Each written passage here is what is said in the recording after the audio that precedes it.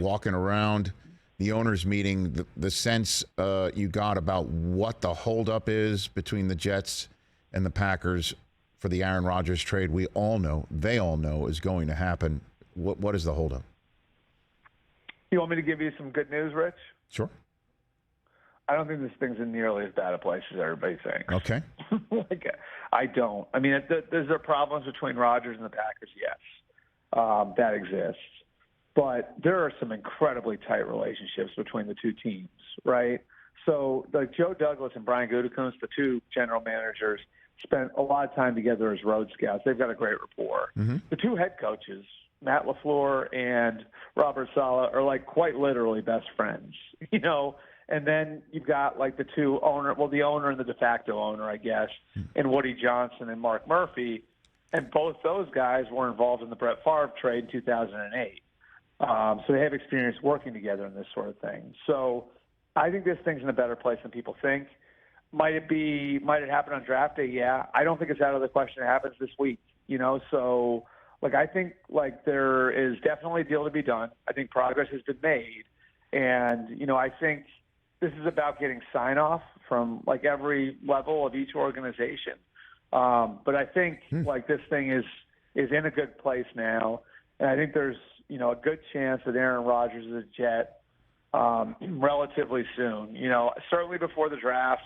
I'd say probably before OTAs start, and maybe even at some point over the next few days. Well, to me, wow, okay, because to me, it's got to happen before the draft. I mean, why would the Packers not take draft choices now? I don't. I wouldn't understand that. Especially, you know what, Rich? Especially if it is in a good place, right? Right. Like, especially if Gutekunst and Douglas have made progress. I mean, like, the Jets want to have it done too. You know what I mean? Everybody does. And it's going to have to happen, you know, and everyone's like, who's got leverage?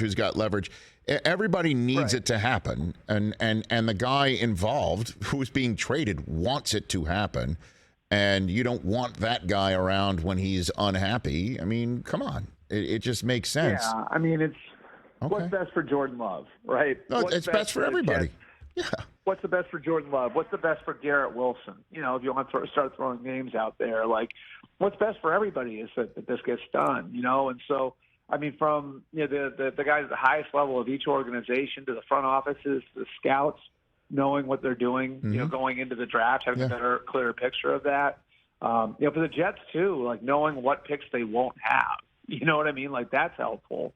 You know, and then the coaches, of course, you know, for them, what's best is a deal getting done. So I think they're motivated. I think it was, you know, probably good for them to spend a few days together in Arizona at the owners' meetings this week. And, you know, I think I said the last time to you, Rich, like, you know, when the temperature was turned up, like with the McAfee thing and with what Aaron said on McAfee and all of that.